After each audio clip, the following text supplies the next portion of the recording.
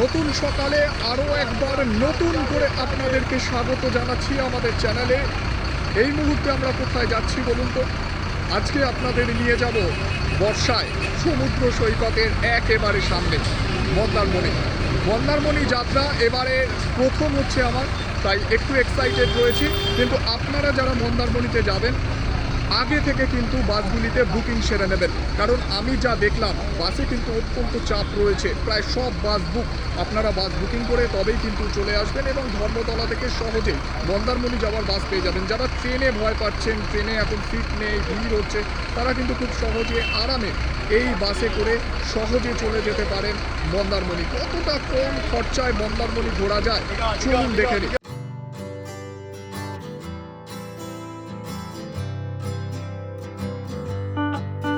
তলা থেকে অনেক বাস আপনারা পেয়ে যাবেন, কিন্তু বড় বড় বাসগুলিতে যেতে হলে আগে থেকে কিন্তু বুকিং করবেন। বাসের যা অবস্থা, অসংখ্য মানুষ এই মুহূর্তে দীঘা এবং মন্দারমণিতে যাচ্ছেন, কারণ বর্ষায় বৃষ্টিতে সমুদ্র উপভোগ করতে সকলে কিন্তু ছুটতে যাচ্ছেন। তাই আপনারা চেষ্টা করবেন সব সময় অনলাইনে বুকিং করে তবেই কিন্তু বাসে আপনারা আসার চেষ্টা করবেন, বাস ধরার চেষ্টা করবেন। এবার আমি চেষ্টা করেছিলাম যে এক্সপ্রেস লাইনের বাসে যেতে, কিন্তু একটা সিটও পাওয়া যায়নি। না এক্সপ্রেস লাইনের বাসে পাওয়া গিয়েছে, না শ্যামলীতে পাওয়া গিয়েছে, একটাতেও কিন্তু পাওয়া যায়নি। শেষে এই সিনজিনি করে আমরা যাব হচ্ছে সোজা চাউলখোলাতে নেমে তারপর মন্দারমণি যাওয়ার জন্য যে রাস্তা ধরবো সেটা তো আপনাদের দেখাবো।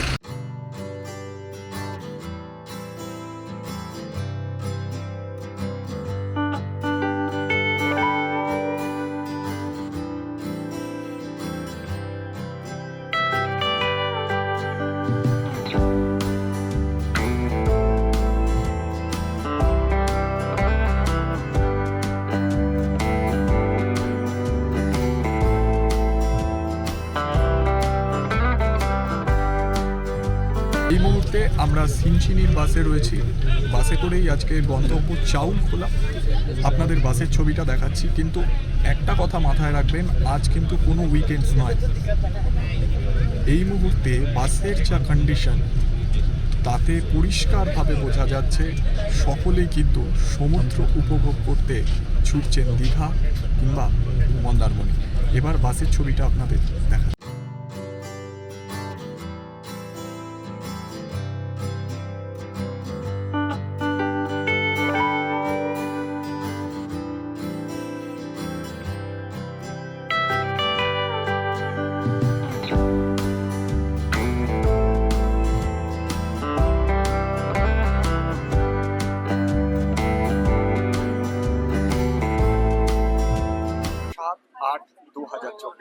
আমাদের গন্তব্য মন্দারমণি।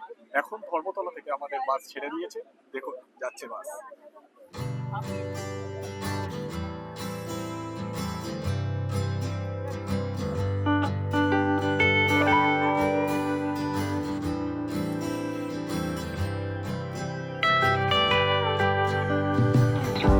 সকালবেলা ধর্মতলা থেকে এই বাসটা ছাড়ার টাইম 6টা 35 মিনিটে। আপনারা যারা এই বাসটা ধরতে চাইছেন একেবারে ধর্মতলায় সকাল সকাল চলে আসুন, আরামসে 6টা 35-এ বাসটা ধরে নিন। 10টা 30-এর মধ্যে এটা চাউলখোলায় পৌঁছে দেবে। কিন্তু বাসে কিন্তু প্রচন্ড ভিড় রয়েছে, সেই ছবি তো আপনাদের দেখালাম। মানে বুঝুন, সবাই কিন্তু সমুদ্রের টানে ছুটে চলেছে। কিন্তু দেখা যাক অভিজ্ঞতা কেমন হয়, সবকিছুই আপনাদের সঙ্গে শেয়ার করবো। সিনচিনির এসি সিটার ভলভো বাস ভাড়া পড়ল প্রতিজন 300 টাকা। সিজন অনুযায়ী এই দাম একটু ওঠানামা করে। আপনারা টিকিটের একটু দরদাম করে নেবেন, হয়তো কিছুটা কমতেও পারে টিকিটের মূল্য। সকাল সকাল এসি চলছে, বেশ ভালো লাগছে। কিন্তু ঘড়ির কাঁটায় এখন 6টা 50 আমরা দ্বিতীয় হুগলি সেতুর উপর উঠবো, ছবিও দেখাবো। বাসের মধ্যে যাওয়া কিন্তু এটা একটা আলাদা মজা। জানলার সামনে বসুন, পুরো শহর দেখতে দেখতে নিজের গন্তব্যে যান। বাসটা মোটামুটি ভালো, সিটিং অ্যারেঞ্জমেন্ট, পা রাখার স্পেস খুব একটা বেশি নেই, কিন্তু ঠিক আছে, চলে যাবে। বাসের সিট ব্যাক পুশ আপনারা এলিয়ে নিতে পারবেন। এবং এসি তো দেখালামই, তার সাথে লাইট রয়েছে দুটো করে, ঠিকঠাক মোটামুটি চলে যাবে। আর বাসের ভাড়া আপনাদের জানিয়ে রাখি, বাসের ভাড়া কিন্তু সিজন অনুযায়ী ওঠানামা করে। এই ভাড়াটা দরদাম করে নিয়েছি, দরদাম করে পড়েছে 300 টাকা প্রতিজন। আপনাদের পড়বে কিন্তু 300 টাকা, 400 450 টাকা অব্দি বলবে, কিন্তু আপনারা একটু দরদাম করে নেবেন। 300 টাকায় এই বাসের টিকিট পাওয়া গিয়েছে। সুতরাং টাকার হিসেবে দেখতে গেলে ভোটের ওপর ঠিকঠাক।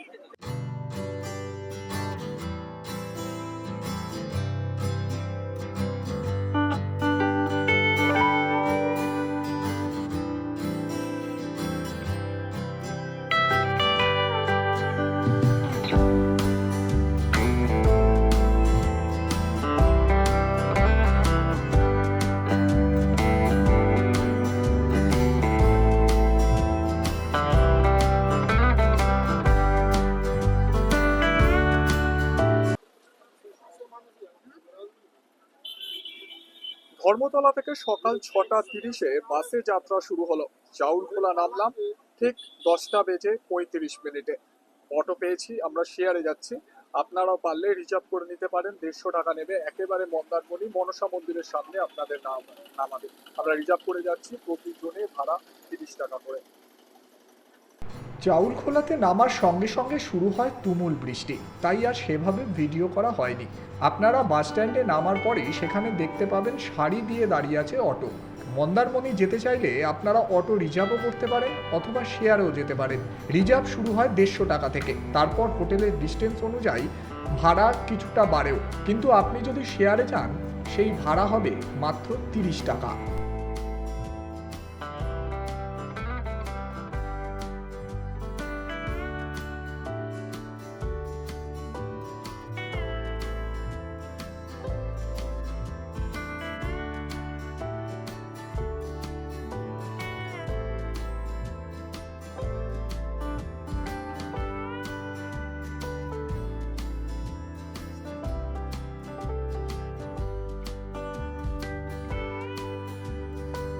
চাউলখোলা থেকে অটো সময় লাগলো 20 থেকে 25 মিনিট।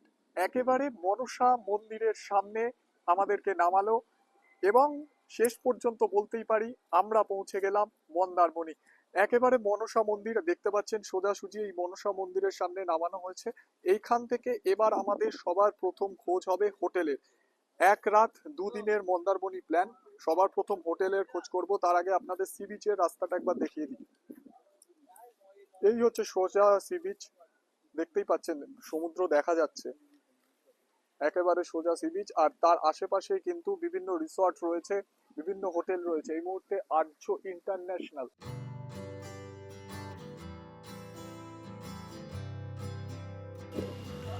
মন্দারমণির আর্য ইন্টারন্যাশনালে এই মুহূর্তে আমরা রয়েছি। এই হোটেলের সরাসরি ছবি আপনাদেরকে তুলে ধরবো। এখানে কিন্তু সামনেই রয়েছে সুইমিং পুল। আর এই মুহূর্তে আমরা আর্য ইন্টারন্যাশনালে কিন্তু যাচ্ছি। প্রথম ইমপ্রেশনটা কি কোন পর্যায়ে পৌঁছায় সেটাই কিন্তু দেখবো। এই মুহূর্তে আর্য ইন্টারন্যাশনাল, দেখুন মন্দারমণির এই হোটেলের ছবি কেমন লাগে আপনাদের অবশ্যই জানাতে কিন্তু বলবেন।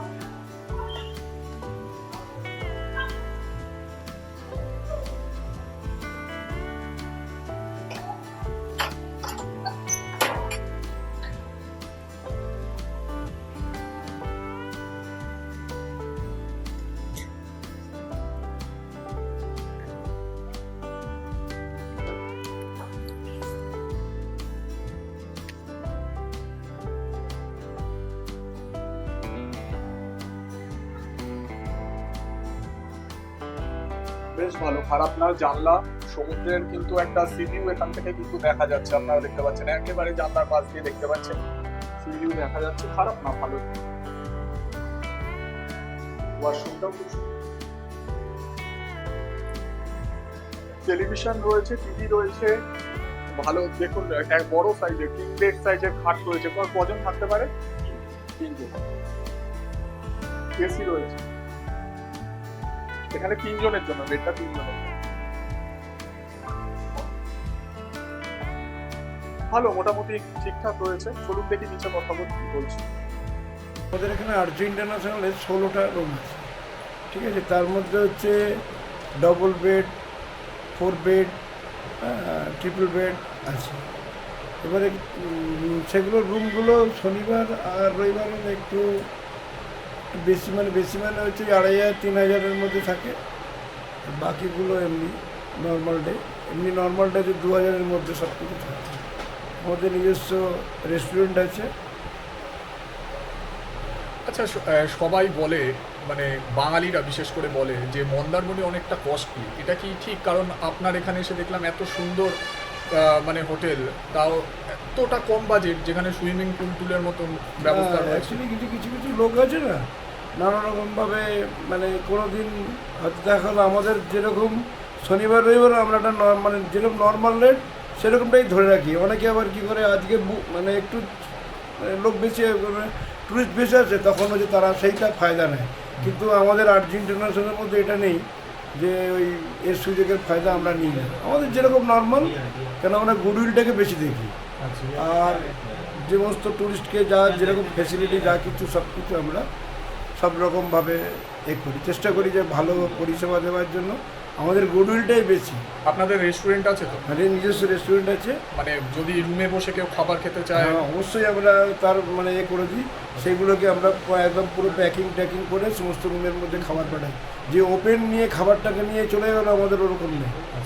আমাদের পুরো খাবারটাকে পুরো প্যাকিং করে সেটা আপনার রুমের মধ্যে যাবে। বাইরের খাবার আপনাদের অ্যালাউ না, বাইরের খাবারটা অ্যালাউ করে না। কোনো সময় কোনো কিছু করলে, কোনো কিছু একটা দুর্ঘটনা, কিছু একটা অসুবিধা হলে তখন আমাদের খাবার খেয়ে হয়েছে এরকম, সেই জন্য আপনারা বাইরে খেয়ে আসতে পারেন, কিন্তু রুমের মধ্যে সেটাকে আমরা নিয়ে আনা।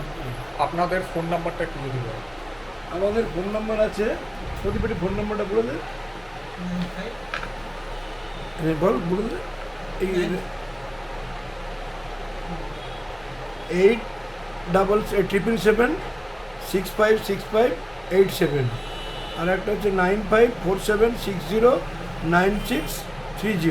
চাউলখোলা থেকে অটো করে একেবারে মনসা মন্দিরের সামনে নামলাম, এবং ঠিক মনসা মন্দিরের বিপরীত দিকেই রয়েছে আর্য ইন্টারন্যাশনাল। এই রিসর্টের ভেতর রয়েছে সুইমিং পুলের ব্যবস্থাও, এবং আমি যে রুমে রয়েছি সেই রুম থেকেই পুরো সমুদ্র দর্শন। রুম ভাড়া কত বলুন তো? এটার জন্যই তো অপেক্ষা করছেন। রুম ভাড়া এসি নিয়েছে মাত্র 2000 টাকা। এই রুমটা 2500 টাকার মতন বলছিল, একটু এসে বার্গেটিং করে নেবেন, এবং সেই মতোই কিন্তু আপনারা নিজেদের মতো একটা দাম বলবেন, বার্গেটিং হয় এখানে। তো 2500টা এখানে 2000 টাকা হয়েছে, এবং সিজনে কিন্তু এই রেট বাড়ে। তো মন্দারমণির মতন জায়গায় সুইমিং পুল ফেসিলিটি ঠিক আছে, খারাপ না, ভালো। আপনারা যারা আসছেন মন্দারমণি, একবার আর্য ইন্টারন্যাশনালে দেখতে পারেন, যদি ভালো লাগে এখানেই থাকতে পারেন।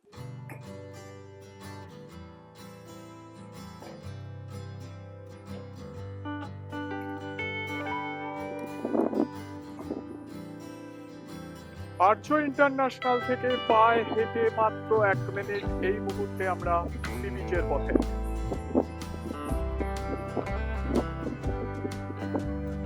মন্দারমণি সি বিচ, উত্তাল সমুদ্র।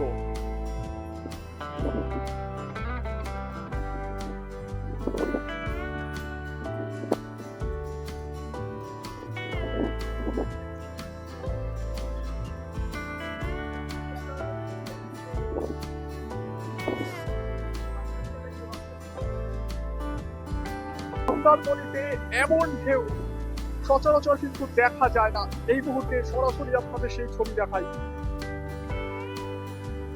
এখন তো সমুদ্রে নামার কোনো সম্ভাবনাই নেই, একেবারে জল ধাক্কা মারছে এসে পারে, উত্তাল সমুদ্র।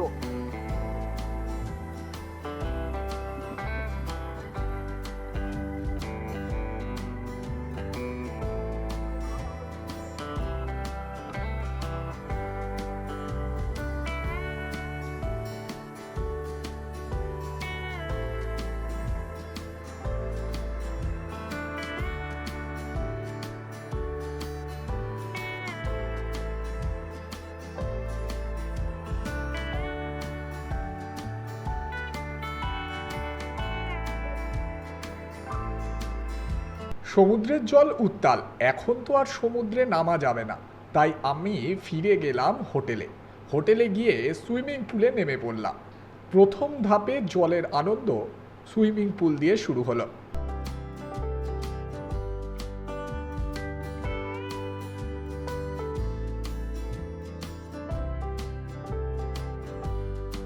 মন্দারমণির সমুদ্র সৈকত অবশেষে জল কমলো এবং আমরা সমুদ্রে নামলাম। কিছুক্ষণ আগেই আমাদের রিসর্টে যে সুইমিং পুল ছিল সেখানে দাপাদাপি করেছি, আর এবার উত্তাল সমুদ্র ছিল এতক্ষণ। অবশেষে সমুদ্রের ঢেউ যতটা ছিল তোলপাড় করা, সেই ঢেউ কিন্তু কমেছে। এবার এই সমুদ্রে নামলাম, বেশ লাগছে কিন্তু মন্দারমণি। আপনাদের আরও একবার এই সমুদ্রের ছবি সরাসরি দেখাচ্ছি।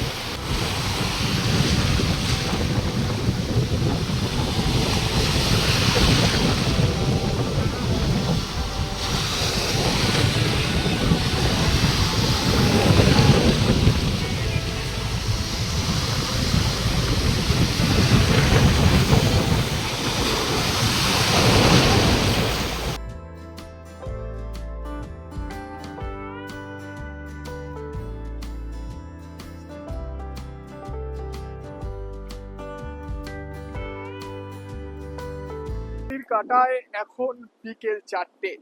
খাওয়া দাওয়া সেরে একটু বিশ্রাম নিয়ে আবার সমুদ্রের ধারে। বিকেল হয়েছে, সমুদ্রে ভাটা টান, জল অনেক দূর চলে গিয়েছে। তবে সত্যি কথা বলতে কি, মায়াবী নগরী, মায়াবী সমুদ্র সৈকত এই মন্দারমণি। যারা এসছেন তাদের কাছে হয়তো কখনো পুরনো হবে না। দীঘার মতো অত ক্রাউডই নেই মন্দারমণিতে। ছুটির দিনগুলিতে ভিড়টা একটু বেশি হয়, যেহেতু আজ ছুটির দিন নয়, বেশ ফাঁকা রয়েছে মন্দারমণি। কিন্তু ভিড়টা কিন্তু রয়েছে দীঘাতে, কারণ যে বাসে এলাম বাস পুরো ভর্তি ছিল। পুরো ভিড়টা দীঘাতে রয়েছে, কিন্তু মন্দারমণি অনেকটাই ফাঁকা। তো মোটামুটি ফাঁকাই বলতে গেলে বলা যায়। কিন্তু এই যে সমুদ্রের টান, যারা আসেন তাদের কাছে এই দীঘা মন্দারমণি কখনো পুরনো হবে না। একটা ভালোবাসার সমুদ্র সৈকত।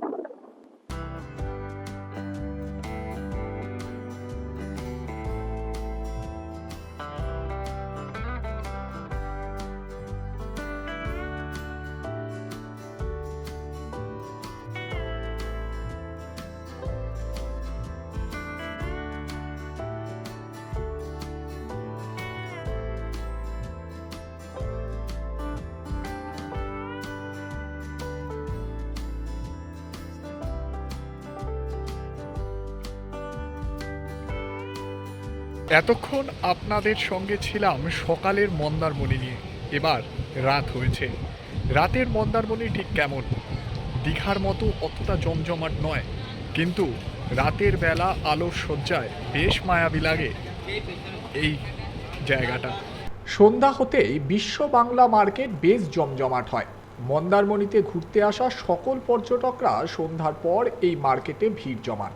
সকালের দিকে এই মার্কেটের একাধিক দোকান বন্ধ থাকে, কিন্তু বিকেলের পর সমুদ্র পাড়ে এই সমস্ত দোকানগুলি খুলে যায় এবং পর্যটকদের ভিড়ও কিন্তু লক্ষ্য করা যায়।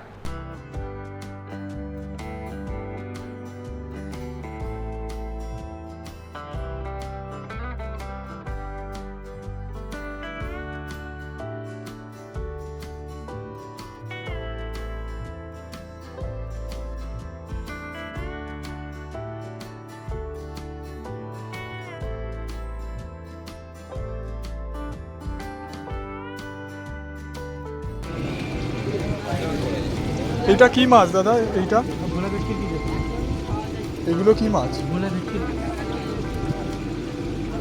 কিংফিশ বলছে, সেগুলো কোনটা? এটা কি মাছ? এটা কিংফিশ, ওটা ভেটকি আছে, সমুদ্র ভেটকি, এটাকে কিংফিশ বলছে।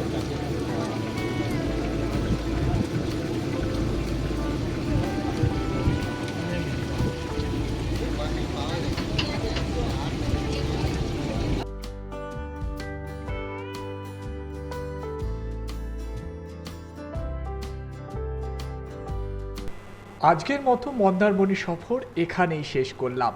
তবে শেষ করার আগে মন্দারমণি সি বিচের সামনে দুটো মন্দির রয়েছে, একটা তারা মায়ের মন্দির আর তার ঠিক পাশেই মনসা মায়ের মন্দির। দুই মন্দিরের ছবিও আপনাদের দেখিয়ে তবেই শেষ করছি আজকের অনুষ্ঠান। কেমন লাগলো জানাতে ভুলবেন না, ভুল ত্রুটি হলে ক্ষমা করে দেবেন, আর সঙ্গে রাখুন আমাদের প্রিয় চ্যানেল ওম বাংলাকে।